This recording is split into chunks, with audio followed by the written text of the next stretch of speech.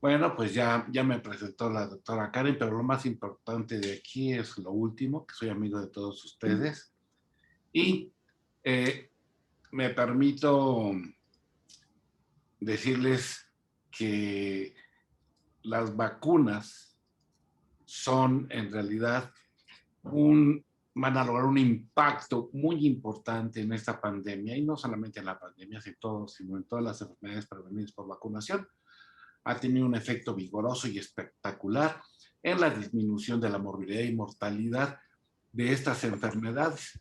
Y prácticamente estoy seguro que supera con mucho a los antibióticos, igualando casi a la seguridad del agua potable. Y le hemos ganado a la guerra una sola enfermedad, que es la viruela, y no ha sido con una antiviral, ha sido con una vacuna.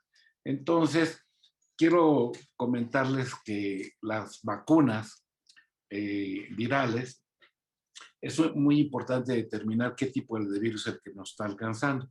Los virus tienen ARN o tienen ADN, no pueden tener las dos, si no serían una célula.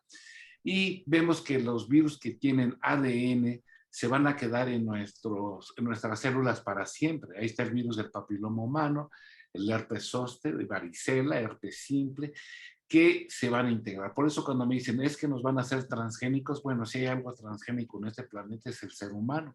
Tenemos una gran cantidad de virus y además es nuestro derecho de estar en este planeta.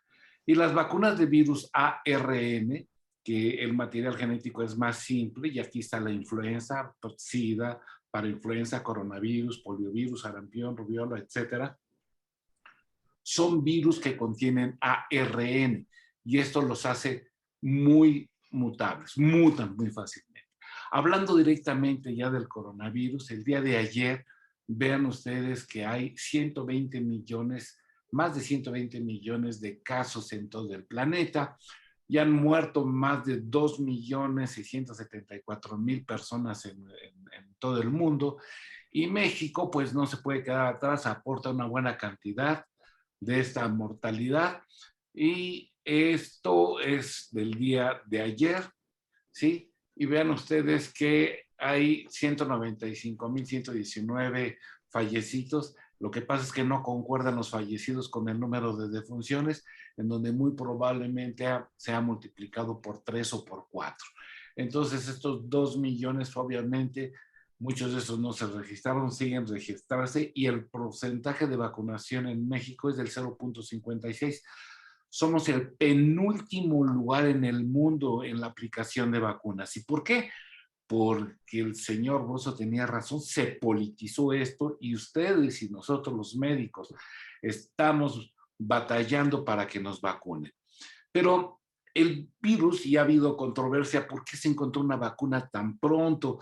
¿Cuál era la situación de que esta vacuna apareciera si se tardan años en hacerla? Bueno, el coronavirus ya era conocido, es de la familia Coronaviridae. Hay 7 virus diferentes.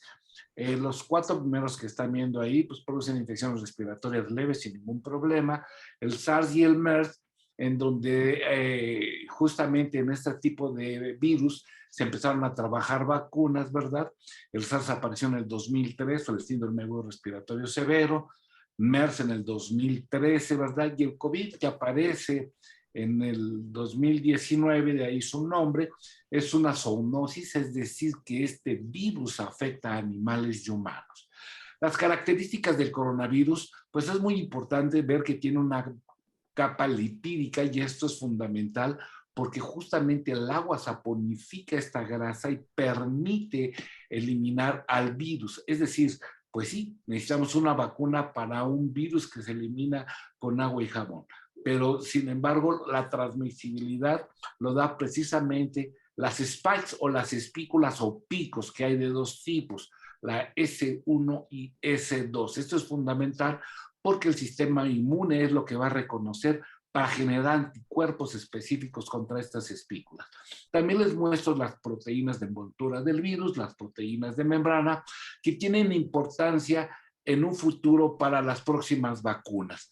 Interiormente, el virus tiene un ARN, es monocatenario porque es una sola hebra, positivo, es decir, se lee de derecha a izquierda, y esta tiene una nucleocápside, y quiero nada más mencionarles que justamente en un fragmento de este ARN se encuentra la información de cómo se van a conformar estas espículas. Entonces el virus puede entrar por nariz, ojos, boca, llegar a faringe, bronquios, bronquioles y alvéolos, ¿sí?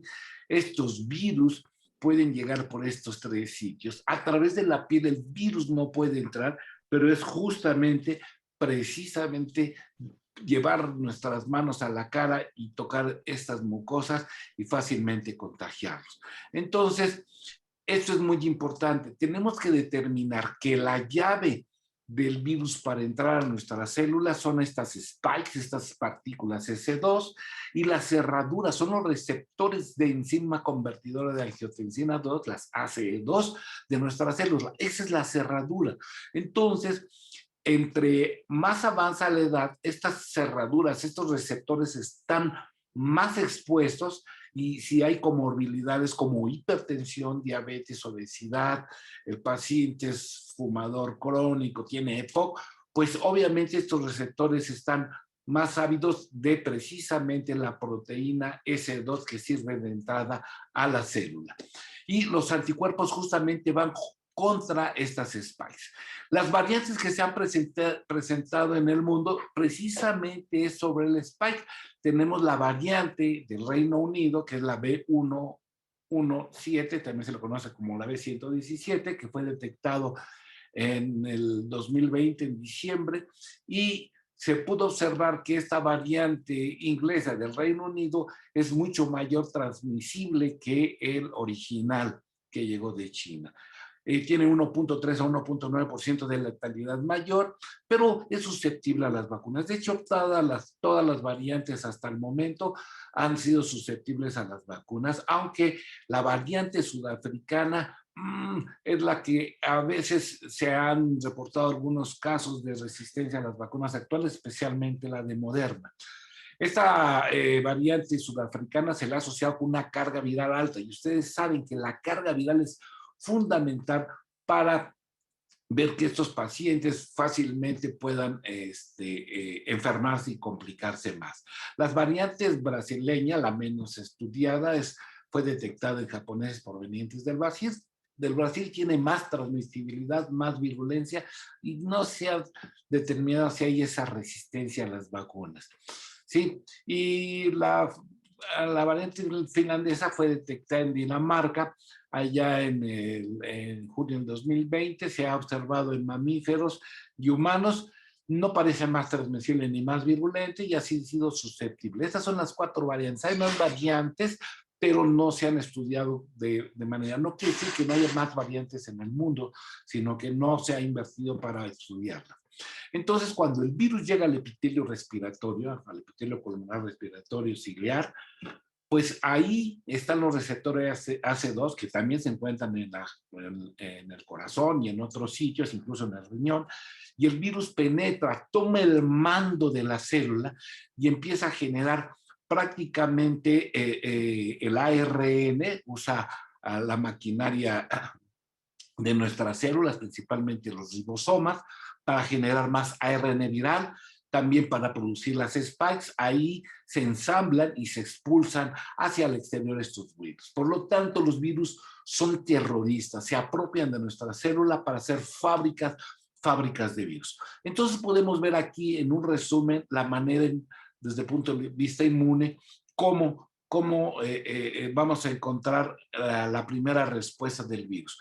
Cuando el virus entra a nuestro organismo, lo podemos detectar en los primeros 4 o 5 días a través de una PCR en tiempo real, o los fragmentos de este virus, y vamos a tener la primera respuesta, que es la inmunoglobulina M, es la primera respuesta ante cualquier proceso infeccioso. Y vean ustedes cómo en la prueba serológica se tiñe el control y se tiñe la inmunoglobulina M. La inmunoglobulina M es la primera línea de defensa. Bueno, la primera línea de la inmunoglobulina A, pero nos la saltamos porque obviamente pues llegó el virus a sangre, ¿sí? Estas van a detener momentáneamente el invasor. Posteriormente, el invasor va a ser fagocitado por los macrófagos, van a ser analizados y las células presentadoras de antígenos lo presentarán al linfocito T, y este va a dar la orden para que el linfocito B genere inmunoglobulina G. En ese momento empieza a disminuir la inmunoglobulina M e empieza a incrementar la inmunoglobulina G. Esta es la segunda línea que detienen al invasor. Estos son los anticuerpos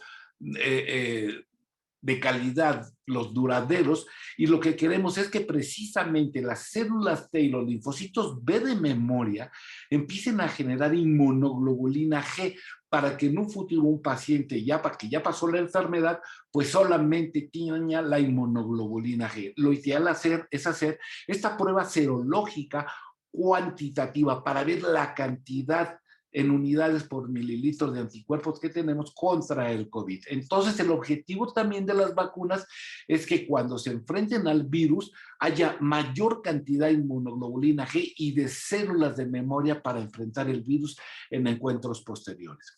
La vacuna no se hizo de un día para otro, se tenía como base al SARS y el MERS. Llega el COVID-19, ya se tenían 188 patentes de vacunas trabajando sobre coronavirus, 15 vacunas de virus inactivados o atenuados, 28 vacunas de ADN, 21 vacunas de vectores virales, 12 vacunas de virus-like o partículas parecidas al virus, y actualmente están listas 7 vacunas a las cuales podemos tener disponibilidad. Como ustedes saben, las vacunas efectivamente se tarda mucho tiempo en hacer una vacuna y empiezan con las fases preclínicas. Todas estas fases, las primeras fases, se pudieron saltar gracias a lo que se tenía de base con los otros coronavirus. Las preclínicas fueron en modelos animales, ¿sí? Y en la fase 1, pues primero que nada se valora la seguridad y dosis en decenas de humanos. La fase 2 se valora la seguridad en cientos de humanos, ¿sí? Llegaron 8 vacunas, y la fase 3 se valora seguridad y eficacia en miles de humanos. Como pueden ver, en las 3 fases siempre la seguridad toma un papel muy importante. Y para hacer cualquier vacuna, ¿sí? Soy un apasionado de las vacunas, soy pediatra, imagínense, si no soy infectólogo, pues más. Hay que identificar al virus. ¿Cuál es el virus que nos está afectando? Un virus que tiene ADN, ARN, por supuesto, el coronavirus. Hay que identificar la patogénesis del virus hacia la célula humana, identificar la llave y la cerradura en este caso, que es la proteína Spike 2 y la cerradura, el ACE2. Y conocer el mecanismo de defensa, ¿sí? Para tener los leucocitos adecuados y la producción de anticuerpos específicos, y buscar las vacunas que estimulen adecuadamente a estas células y que queden células de memoria y anticuerpos para encuentros posteriores. Y estas son todas las vacunas. A la izquierda pueden ver la tecnología con la que se utilizan estas vacunas para generar inmunidad. Las de Moderna y la de Pfizer, vean ustedes, tiene una eficacia del 94 y 95%, una alemana de CureVac, que es el de transportar el ARN mensajero. Vean ustedes que aquí está la eficacia y pues vamos a caer a veces en conflicto. Oye, la de Johnson & Johnson tiene apenas 66% y las chinas, pues, la de Sinovac apenas llega al 67%. A ver, espérenme. Todas las vacunas que ustedes ven aquí tienen lo mínimo para poder ser una vacuna, tener la mínima eficacia. Por ejemplo, la vacuna del neumococo tiene una eficacia del 70% y estamos encantados las vacunas conjugadas. Entonces, el tema entonces de las vacunas actuales no es la eficiencia, la eficacia, es la situación de evitar la muerte y evitar la enfermedad grave. Y no importa que tenga una eficacia, por ejemplo, de Johnson & Johnson del 66%, pero tiene una eficacia del 100% para evitar morirse o tener la enfermedad grave. ¿Nos puede dar coronavirus? Claro, pero nos puede dar de una manera mucho más leve. Las que tienen ADN están en fase 3, todavía no. Estas funcionan más o menos como la vacuna del virus del papiloma humano. Las de vector viral son los que utilizan virus. el de AstraZeneca, que es el de un chimpancé, sí, y que se suspendió 2 días, 3 días, ahorita les digo por qué. Y está la Sputnik, ¿verdad? Que en un principio hasta yo mismo le tenía desconfianza, hasta que se publicaron el artículo en el Lancet, en donde tiene una eficacia muy buena para incluso mayores de 60 años y la gente joven, hasta de una eficacia del 91.4%. Y hay un video ahí de Sputnik, de Putin, que no se la quería poner porque era para jóvenes. Bueno, pues eso ya quedó atrás, es una buena vacuna, hay que utilizarla.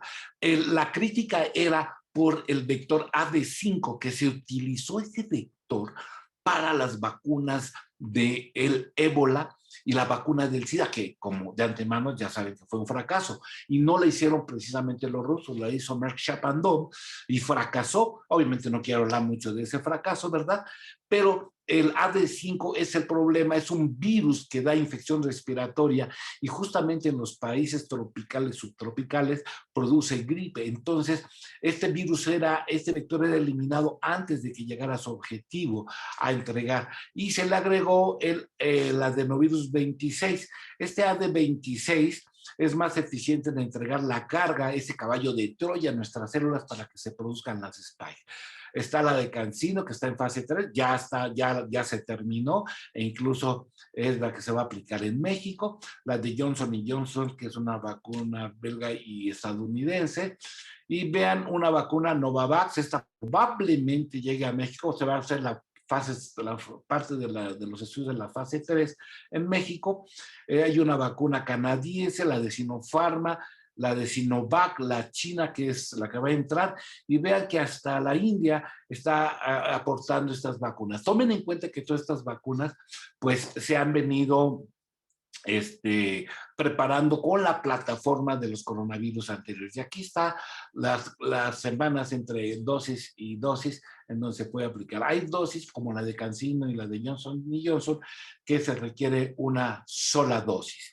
Y la eficacia, les digo, no es en sí que sea eficaz la vacuna en la cantidad de producción de anticuerpos, sino que evitan la mortalidad. Y estas son las vacunas que se van a comercializar, algunas en México, la de Johnson Johnson todavía no.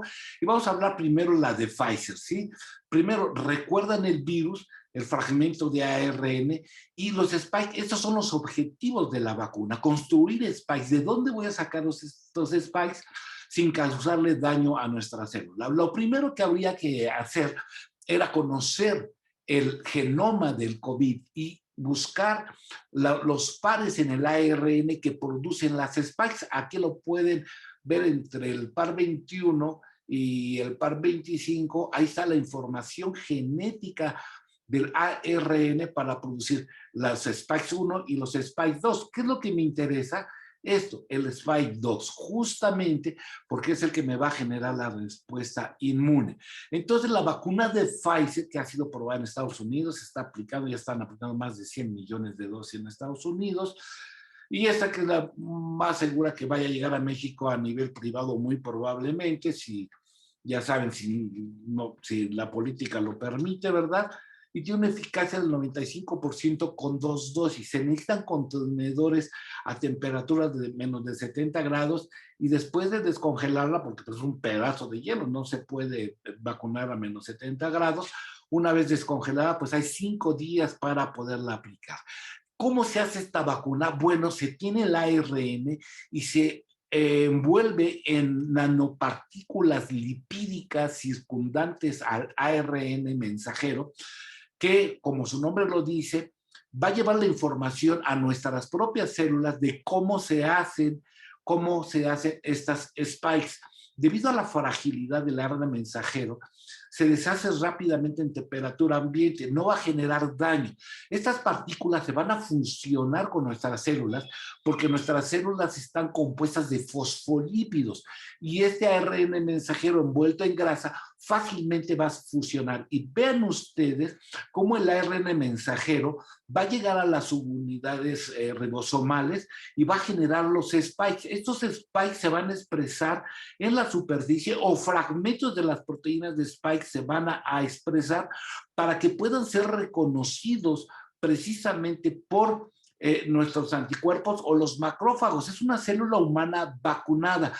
vean que no participa el núcleo, solamente esto. Y aquí quiero hacer un paréntesis. Ustedes ven que se da acitromicina. La acitromicina no tiene ninguna acción sobre el virus del coronavirus. No tiene ninguna acción.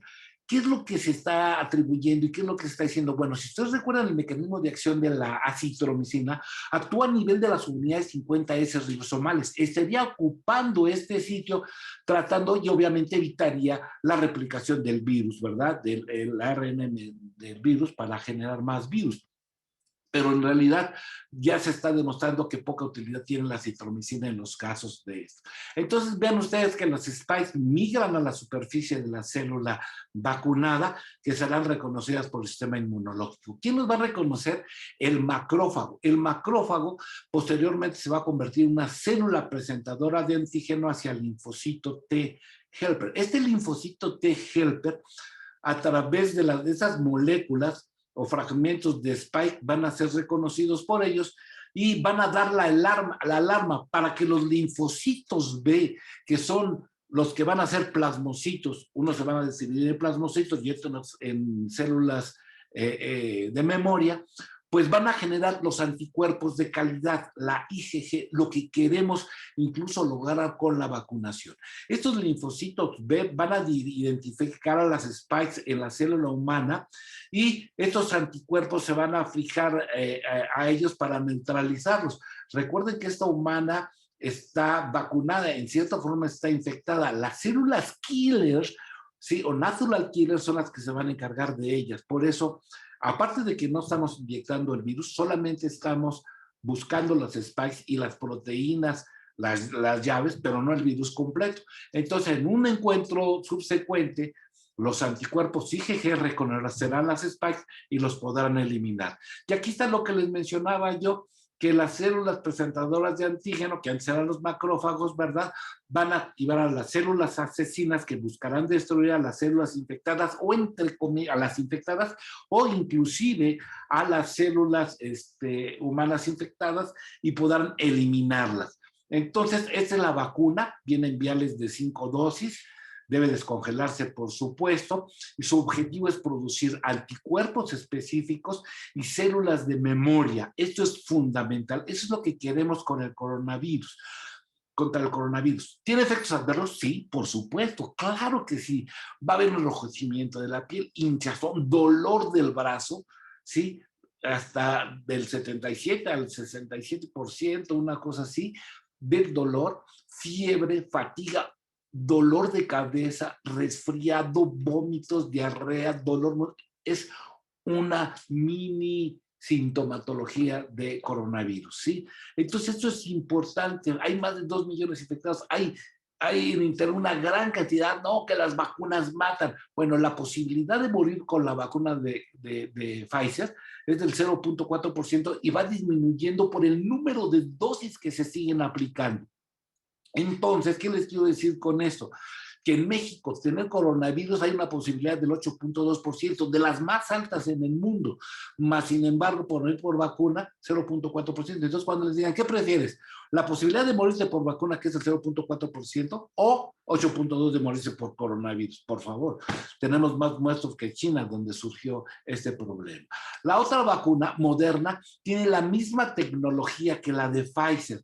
También se necesitan 2 dosis con intervalo de 28 días y se puede aplicar en niños menores de 6 años. Ya empezaron los estudios donde esta vacuna y probablemente la de AstraZeneca se puede aplicar incluso en niños. La eficacia es del 94.1% con 2 dosis y obviamente esas vacunas van a ser transportadas por estas capas de lípidos hacia la célula. La otra vacuna es la vacuna de AstraZeneca, en donde se utiliza el virus SARS-CoV-1, que es el virus que afecta a chimpancés, no al humano. Y este virus va a ser el caballo de Troya que va a entrar a nuestras células y va a generar una eficacia del 62% con una dosis, y una dosis baja en una segunda puede llegar hasta el 90%, en términos generales el 70%. Decían, no, pues esta es más mala.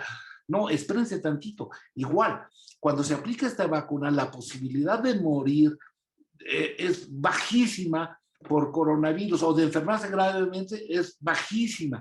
Entonces hay que aplicarla en niños mayores de 6 años y mayores de 60 años. Se va a aplicar en México.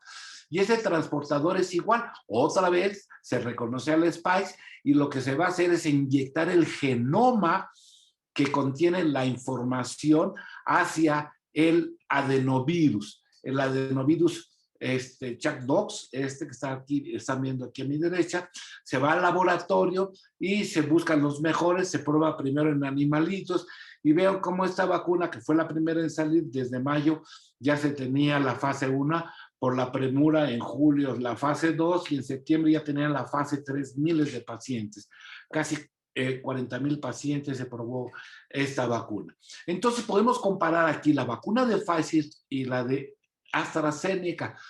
Pfizer y Moderna van a utilizar esa burbuja de lípidos para que los macrófagos reconozcan ya en las células spikes y se genera la respuesta inmune a través de linfocitos B y T.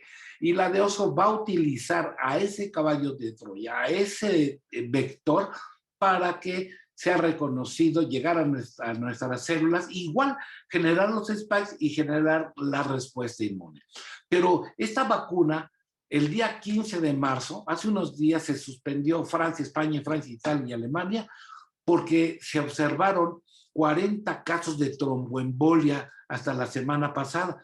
Sin embargo, pues esto no procedió porque representa el 0.0002% de 17 de millones de vacunas ya aplicadas, que no es mayor que los casos reportados en la población general. Y hoy, ustedes busquen en Milenio, busquen también en la OMS y en la FDA que ya se autorizó volver a poner esta vacuna y empezó Italia y Alemania a aplicarla hoy nuevamente.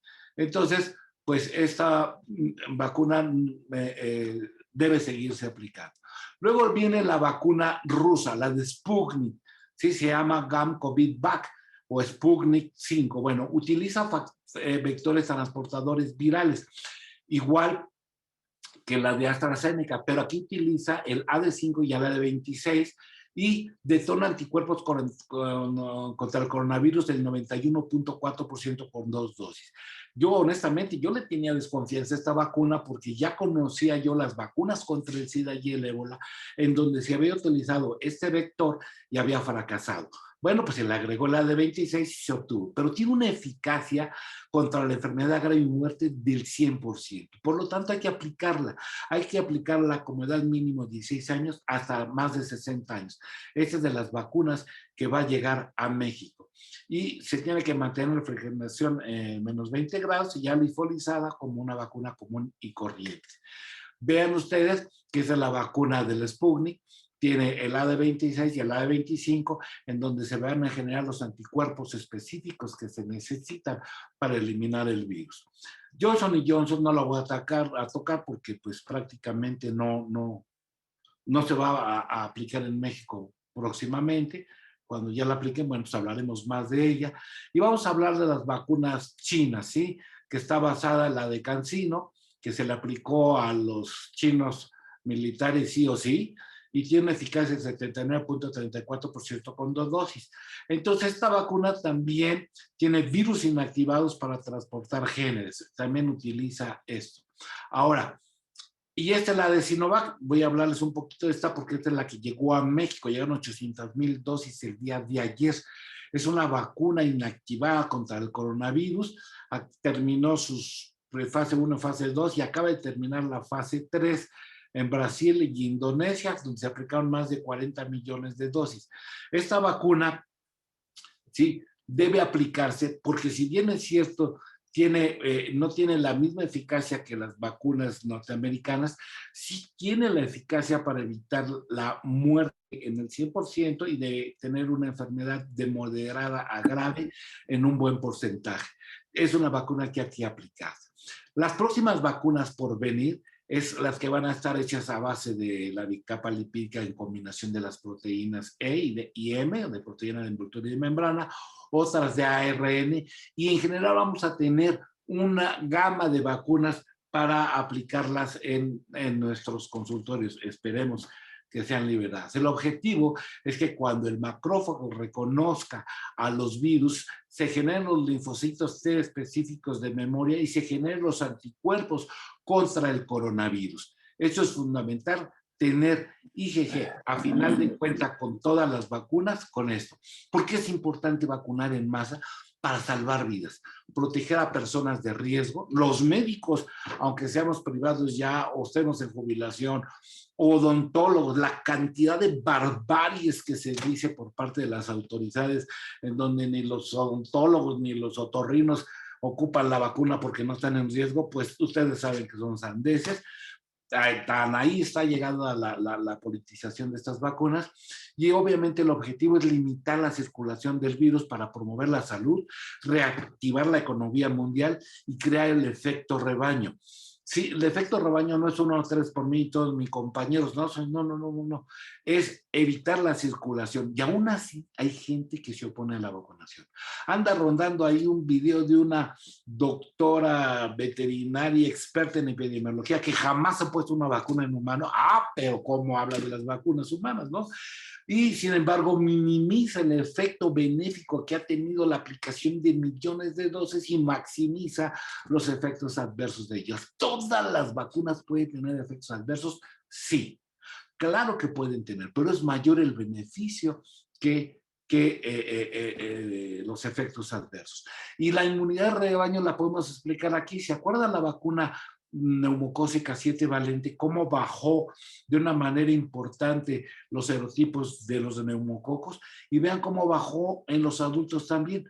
Caído, pero los adultos no se habían vacunado con la vacuna 7 valente. No, fue el efecto rebaño. ¿En qué consiste el efecto rebaño?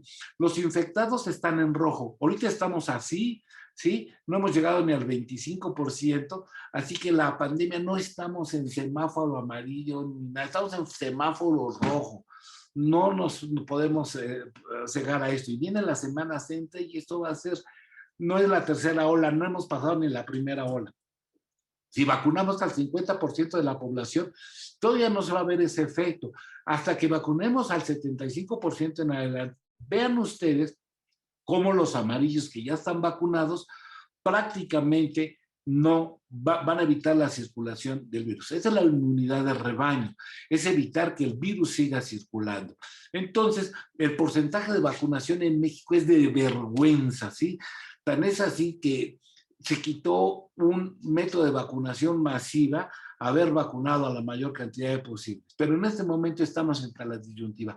¿Cuál vacuna me pongo? ¿Cuál es la que me conviene? Miren, la que esté disponible, la que encuentre, póngansela. Hasta el momento no se recomienda la intercambiabilidad, pero si no hay alguna opción, procuremos, y es una recomendación personal porque no tengo pruebas, no tengo la bibliografía, apenas se está haciendo, ponerse las vacunas que tengan al menos la misma tecnología, ¿sí? Para aplicación. Entonces, ¿cuál es el objetivo? Generar una respuesta inmune, y les agradezco mucho. Los invito a que puedan pasar a este sitio que se llama Escuela de Vacunas. Ahí están contestadas toda la colección de vacunas, de preguntas que me han hecho a mí y a otros infectólogos respecto a las vacunas y sobre el mismo SARS. Les agradezco mucho y muchas gracias.